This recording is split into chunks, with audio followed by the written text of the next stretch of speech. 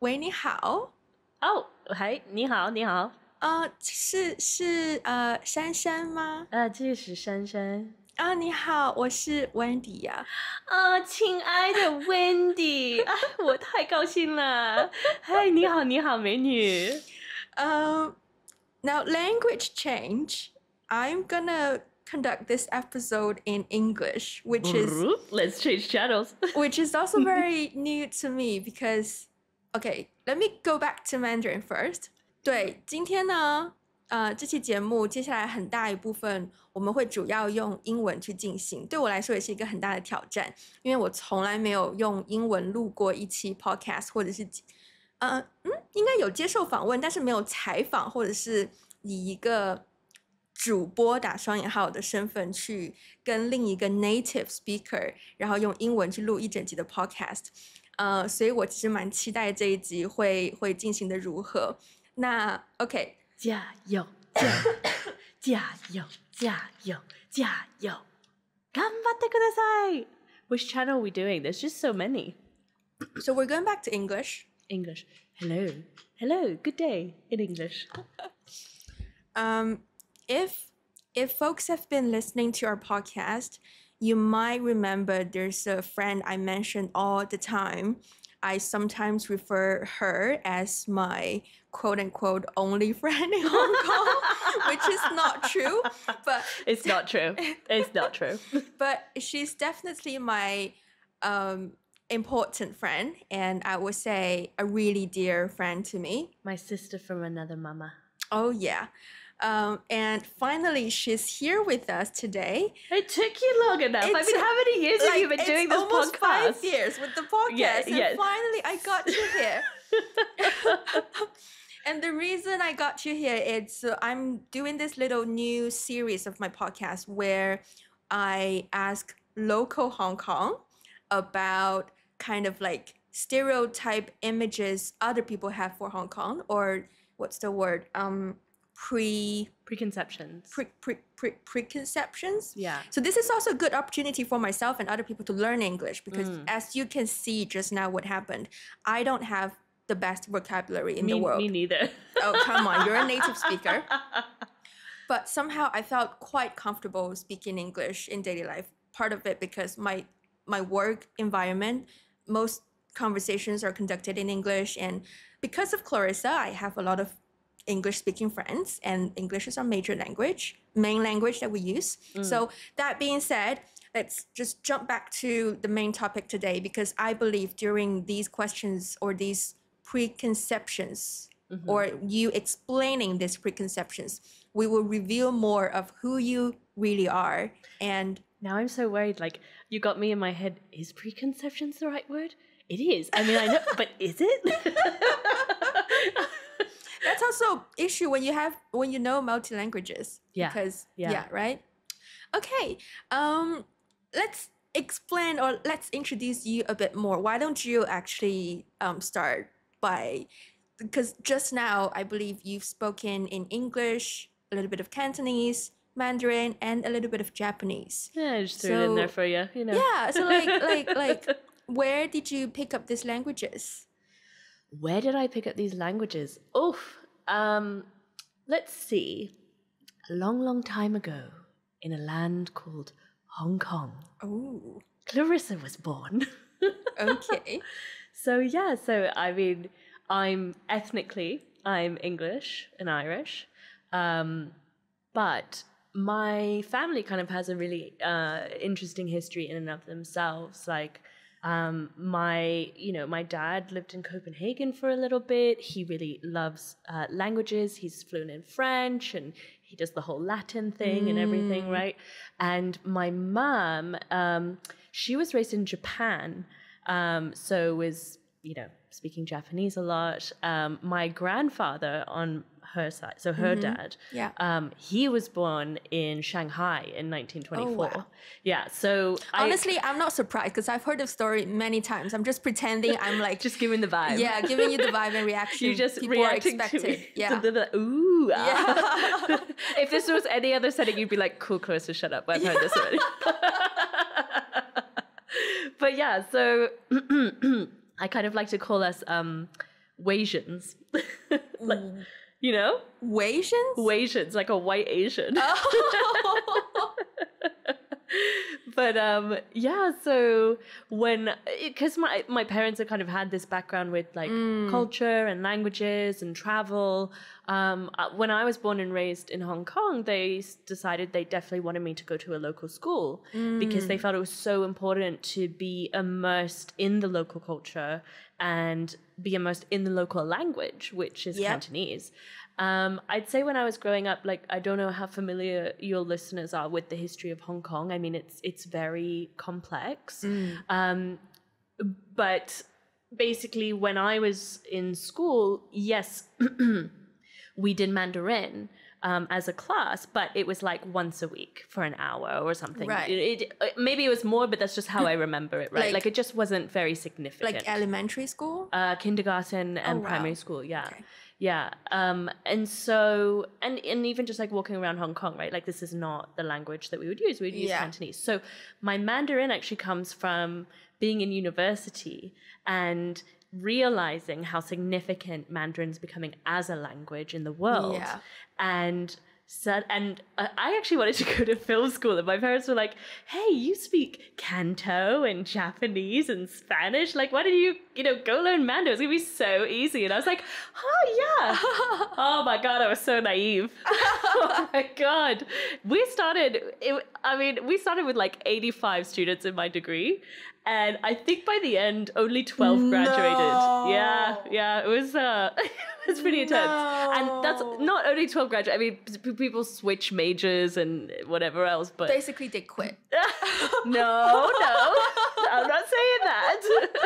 But no, it was intense. It was so hard. But anyway, that's kind of where my Mandarin comes from. And in between all that, basically when I was 15, I lived in Tokyo. So I went to a local Japanese school there as an exchange program. So yeah, that's all the randomness that is. So with all those experience, you still consider yourself as a local Hong Konger? Yeah, it's interesting because I think, when you grow up in life, your perception of yourself constantly changes as you develop. And you meet new people, you find new interests, you live in new places, like whatever it is. But our definition of who we are always changes. That's true. Or at least I felt that way. I feel like you felt that way. Maybe there are people in the world that feel more solid on that. Yeah. But anyway, and I think maybe for us as well, because we've lived in so many places and kind of done these homestays or interacted with other people, that influences us as well, right? So that changes. And I had such a brilliant point and I've totally forgotten what we were talking about. Oh, being a local, yeah. And so I think that absolutely 100%, I've always considered myself to be a Hong Konger, and it's something that like I feel very passionate about. And if people are like, oh my god, like I'm like, what's 真係嘅香港人? So it's definitely something I feel strongly about. But equally, I think it's only grown with my age. So, I lived in the US for a little bit as well. And at that point, I was like a cool Valley girl. And I like had this American accent and it was like a whole thing. And my parents were like, absolutely not. She's off to boarding school. So that was me off. And, like when I was in Japan, I got to connect with this, because I stayed with a family that my mum grew up with, just the next generation down. Wow. So I got to, basically like experience a part of my mum's culture and her childhood. And that impacted my identity and how, if I'm local to that place or not, right? So I'm kind of a person who gets very greedy and I stack my identity. So I'm like, yes, I'm American. Yes, I'm English. Yes, I'm Japanese. Yes, I'm Chinese. Beijinger, that's me.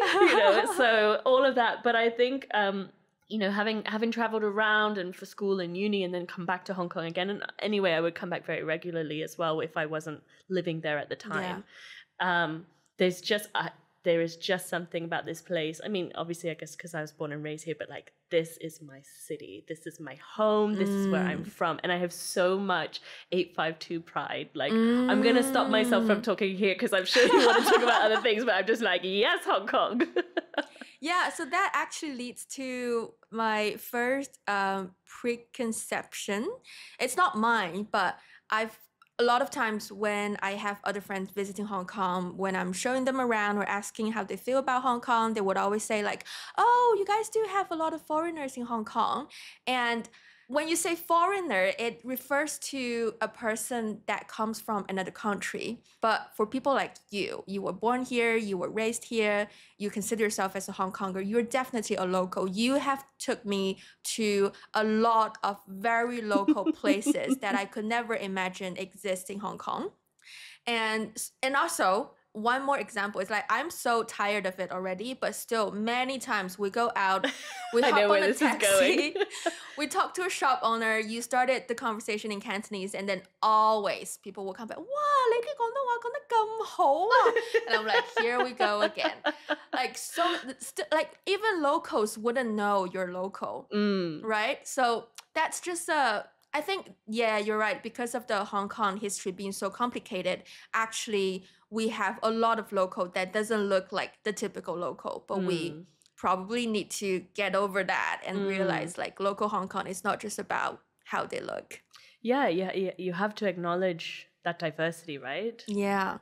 So then the second preconception, it's about foreigners. Here we're talking about the real foreigners, not like you guys, looking not like Chinese, but born and raised in Hong Kong, the real foreigners. I know we like, you don't do that anymore because you've lived in Sham Shui Po, which is the Kowloon side, which in the expat circle or in the foreigner circle, they call it the dark side. And I think it's still true. I'm so hardcore, Wendy. Oh my gosh. I still find it like happens a lot where foreigners would first consider to live on the island side or Sai Kung, Clearwater Bay. Like, what's the reason behind it? Do you know? You have a lot of like actual foreigner friends. Yeah. Real foreigner friends. There's so much there that I would love to chat about. Can I go back to the first point you were making about like... Yeah. The dark side? No, like the foreigners who aren't actually foreigners. Because I think this is one of the biggest gems and unrealized secrets of Hong Kong. Like, you are in a place that is so culturally diverse. Yes. It's actually quite incredible.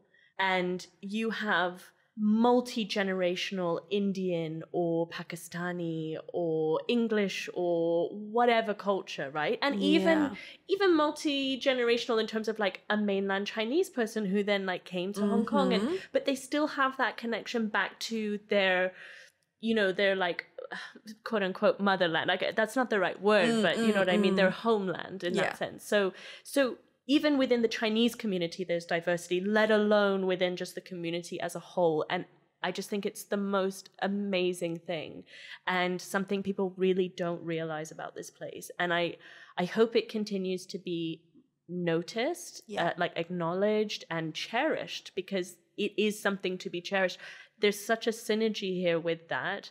And it's one of the only places in the world where you see such a mix of cultures. So true. But I don't know, I just feel like there's a lot of love and joy here. Yeah. Okay, look, I know not everybody has to like everybody and whatever else, let's not get into that. But on the whole, it's just such an amazing vibe that brings to the city. So I love that you can be sat around a table and like, one friend is from Shenzhen, I'm a white girl, I'm from Hong Kong, I have an Indian friend, but he's from Hong Kong. I have a black friend and she's ethnically Kenyan, but she's from Hong Kong. I have a ethnically Chinese friend, she's from Hong Kong. I have a mixed friend, you know, half French, half Chinese, she's from Hong Kong. It's like, where else can you go in the world? And all these people are just so diverse, but we all call this place home. And I think that's so important. And I think it's honestly one of the coolest things ever. And so that I just wanted to share. So get back to the question. Okay, back to the question. So why do foreigners love to stay on the island side or Sai Kung or Clearwater Bay? No, it's a really good question. Okay, let's look at Sai Kung and Clearwater Bay first. I think that the Sai Kung and Clearwater Bay thing, and I'm now talking about expats as in like they're foreign, they're not born and raised here. They came here for work. They came here for work or studying, Yeah. retirement, whatever. I've never actually asked them that question, and it's a good question to ask. But if I were to guess, I would say that when you're out in Sai Kung, Clearwater Bay, you have a lot more space. So you have with houses. a relatively cheaper price. Yeah, I mean, look, what you can get in 70K Sai Kung versus 70K Conduit Road, right? Yeah. Like, it's a multi-story house versus like For a sure. couple hundred square feet flat. Yes. So I think there's a question of just maybe this is more in line with how they live from the country that they come from, where they have a house. Or maybe it's, wow, I'm on a good salary and I can afford this much rent. But hey, if I can afford this much rent, maybe I should just enjoy the opportunity I now have to go live in a house like this size and have a pool and be by the beach and that whatever, I right? understand. Yeah. And also I think, to be fair, like when you live out there, there's Hong Kong, yes, is a city, but I feel like there's so many mini communities within each district that you live, That's right? so true, yeah. And the Sai Kung community is awesome, right? And it's, I think even from a mental health perspective, it's quite good, right? Like you've got the beach, you've got the mountains, you've got the nature. just nature as a whole. Yeah. You can go out on a boat, you can be in your home, there's just so much that when you have the pressure of living inside the city, it's probably good to live a little bit further out and enjoy the other incredible benefits of what Hong Kong can give you as a lifestyle. So that would be my guess for Sai Kung and Clearwater Bay. In terms of Hong Kong Island, now I don't know. Clearly, I don't know a lot, right? I'm just BSing most of this. But by the way, BS just means bullshitting, right? Yeah. Yes, Wendy. How many swear words do you want to learn? I'm also trying to make this like more educational in language learning. After all, our Chinese version got a lot of people listening to study Mandarin. So I'm wondering, people might listen to this and study English. So I just want to, I will not be responsible for teaching them foul language. So I think that with Hong Kong Island, like maybe this is more historically rooted, because when Britain colonized Hong Kong, right? Like the focus was around Hong Kong Island. They took the island first, right? The island. And even in the handover, there was an initial discussion about like whether only whether only Kowloon would be given back to China or also Hong Kong Island, right? So again, very complicated history. Let's not get into that right now. Yeah. It's a great opportunity to like go learn about it, but we'll move on. And it's a very unfortunate thing. Like I'm not celebrating any of this, but with that, I think that there were certain areas that British people lived. For example, mid-levels in the Peak, and then other people lived below that. Yeah. Like I even think if you go back and look at it historically, I believe it's Elgin Street. I could have the wrong street, but it was like Elgin Street and up. The foreigners would live, and then Elgin Street and down the locals would live. Something like that, right? Yeah. So I'm not at all saying that the people who live there now are condoning this or doing that. But I think it just means that as history went on and as businesses grew and shops developed and whatever else, like it's very catered to foreigners on the island, because obviously there's all the private members clubs, but then around that there would be restaurants or shops or accommodation, or maybe your friend lives there, so you move in the building next door. Like it's already set up. So I can understand absolutely the convenience of that. I do also know, like when we were younger, in our party days, when I corrupted you, Wendy, and I had some friends who they came out here. So sometimes like when people are young and starting out in their career, they are given opportunities to come out and work in Hong Kong for 1 or 2 years with the company and then go back. So I know in that time, you're young, you're in your 20s, where are you going to live? Of course. One try, LKF. Why? Yes. You want to get a drink, you want to fall back upstairs to your bed and then go back down for a drink, right? So it's also just like, where are the main party areas and the socializing areas? It was always LKF and one try. So I think there's many reasons, but these are a couple of my theories, at least, as to where that maybe comes from. It's quite like the two extreme. One is like party hard, and then it's like relaxing, yes. nature, yes, bigger places to live. I get it. I used to live in Sheko. Oh yeah, I remember that. Shout out to Sheko. What an amazing place. It's still a very special place in my heart. But it is good because I think that Hong Kong as a city is so high energy, intense, and pressured, right? I mean, people who come to visit, they say they always get a culture shock, which I never understood until I visited other places. And like, do you remember we've been traveling around Asia a bit together? We went to Seoul and we were like, it's so calm and slow pace and peaceful here. And everyone's like, what are you talking about? This is a major financial hub. This is like a big power city in Asia. And I'm like, I just feel so relaxed. Yeah, I remember because it's famous that escalators in Hong Kong are really fast. I remember there was one day we were in Seoul and then we were walking down somewhere and then get onto the escalator. We were like, is it moving?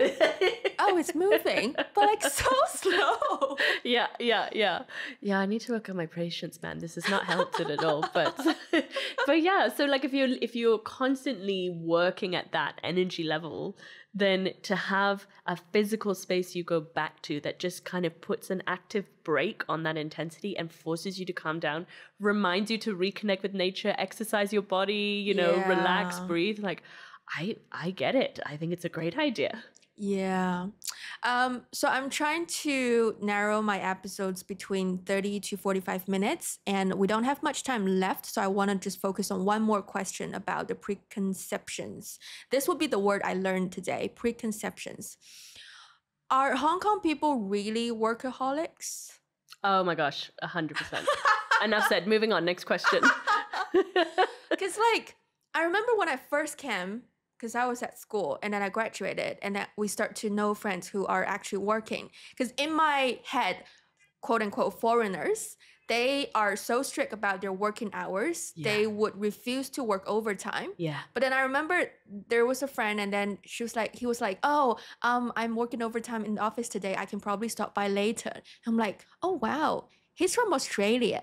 And he starts working overtime when he's in Hong Kong. Yeah. It's that impactful, the whole overtime culture. Let's put it this way. I didn't know the concept of overtime until I went to a foreign country and they were talking about overtime. I was like, what is OT? What does that stand for, overtime? What is this? And they're like, yeah, it's when you work beyond your hours. And I was like, but what is that? Beyond what hours? Yeah.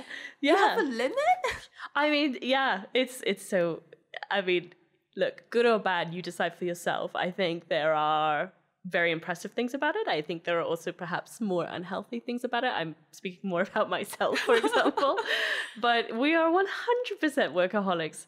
We work super hard. We are always hustling. And I think that even comes from just at school. You work so hard. You got to get all the grades. You got to do so well. And then that just translates over into like adult life. And then if you add the pace of the city and how fast it goes, it feels like you can do more in a day than maybe most places can. Yeah. So then it just like adds to that hustle and that speed and that intensity. So I'm not surprised with your Australian guy, because I think if he was back in Australia, he wouldn't do that, right? But because he's here, you get really sucked into that. And that becomes your way of life. So it's very interesting. I've had a couple of friends, like one of my friends from Hong Kong, she transferred over to try working in Amsterdam for a few years.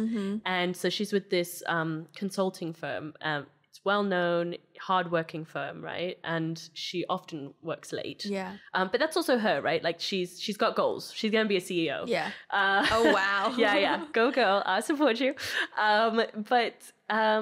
So when she was looking to go to Amsterdam, they obviously had to interview her and decide if they would do this. I think it's called a secondment. There's another word for you. A comment? Secondment. Secondment? It means like when you go to, you're like loaned out to another place for a certain period of time. Okay. Usually a year or two, right? Okay. I'm feeling very stressed that I'm giving you all the wrong word definitions, but hopefully it's right. It's fine. Your listeners can comment. Yeah. But anyway, so she was in the middle of the interview, and then the guy was like, so remember in Amsterdam? Yeah. So just so you know, like, I thought you were going to do Amsterdam accent. No, it's actually really hard. I tried before and it's like, Nederlands. So just so you know, I can't do it. All right, sorry everyone who's Dutch. I'll work on it. Anyway, but he was like, just so you know, this is quite an intense work environment. Like we start early, we finish late. So I just want you to be prepared for that. Like if you come here, it's not gonna be easy. Right. And she was like, oh, okay. Because she was already working till 11 p.m., sometimes later. Like she was hardcore. And so she's like, shit, oh, okay. And she goes, well, so what does that look like in a day? And he's like, so, you know, you might come in around 8 or 9, and then you probably leave around 6 or 7. And she's like, uh-huh. And he's like, I don't know what it's like where you are now. And she's like, well, I'm transferring from Hong Kong. And he's like, oh, yeah, no, you'll be fine. That's not a problem. And she's like, okay, cool. And another friend went for an interview and they said to him, like, what's one of your strengths? And he's not from Hong Kong. He's Malaysian, but like worked in Singapore a lot. He's now based in Europe. Okay. But potentially looking to transfer, right? And anyway, they said to him in an interview, so what's your strength? And he said, I'm really hardworking. Like I'm happy to dedicate the necessary hours to deliver on whatever the final product. Yeah. And they were like, okay, are you Singapore hardworking or English hardworking? Because it's very different. I love that. Oh my God. It was great. So it's what so is funny. English hardworking then? I do think that English can also be hardworking, of course. Of course. What we're talking about more is like hours in the day. Yeah. So in Asia, you know, what is OT? Who freaking knows, right? Yeah. Like you just work until it's done. But in England, they honor work hours more. Right? So you come in at 9 and at 5 you finish, or at 6 you finish. And okay, this is being very general. Let me just put that out there, right? Like maybe there's other situations, but on the whole, I've found culturally the work ethic in England is that people are much more respectful of those boundaries and they hold those boundaries. And to be honest, it's probably a good thing, right? Like, I wish maybe we did that more. But then again, you know, when I'm not working, I then sit there and go, what do I do with my life? Like even, do you remember when Vivian Kong, the fencer, who got like the gold medal at the Paris 2024? So good. And because the way she got the medal was because they finished the 15 points or like they finished the 3 rounds time and then they went overtime. And that's where she won. She won. Won. Well, or won. Yeah. Won. W-O-N. Yeah. Pronunciation. It just depends what accent you're going with. Yeah, she won.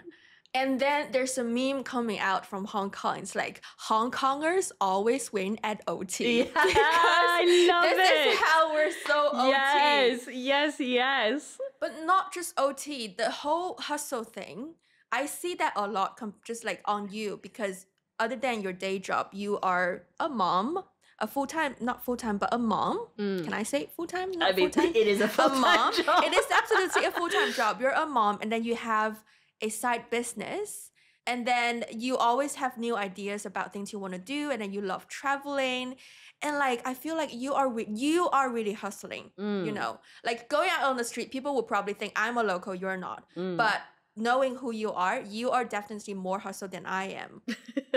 Let's put it that way. Like if you're not OTing, you're working on your own stuff, you're still working. I think that's how hustle I see on Hong Kong people. Yeah. Well, it's I was even at a friend's baby shower a couple of weeks ago and this woman said, oh, what do you do? And I said, oh, I do a couple of things. Like that's how I always start my sentence because I feel like I want to celebrate each of the things that I do because I work hard with people and I want to, you know, share that.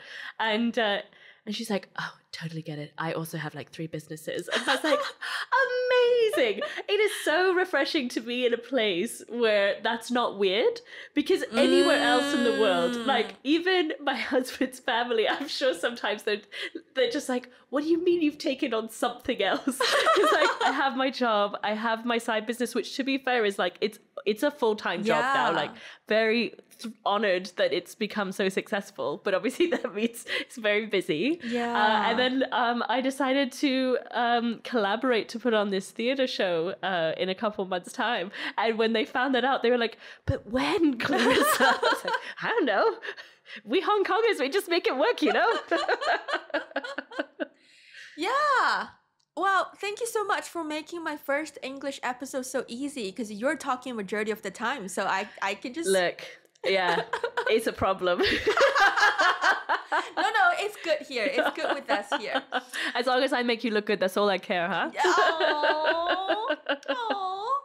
Aww. With that, I'm gonna call it an end to this episode. And if this is the first time I'm doing this whole, at the end of the episodes, like, share, subscribe, blah, blah, blah in English. You got this. Okay. Yeah, so if you guys enjoyed this episode with Clarissa, or which they did, or if you want to hear more about, which they definitely do, and if you have certain topic you want to hear Clarissa talking about, I'm sure there'll be more. First of all, subscribe, and then you can comment on wherever you're listening to, or go to our social media, including Instagram, Facebook, 小红书, 微博. And of course, if you're listening on 小宇宙, you can just comment there. Yeah. We also have a WeChat group for all of our listeners. If you want to join, just go search One Call Away Podcast and find our... So we have an account. We have a account called 接线员.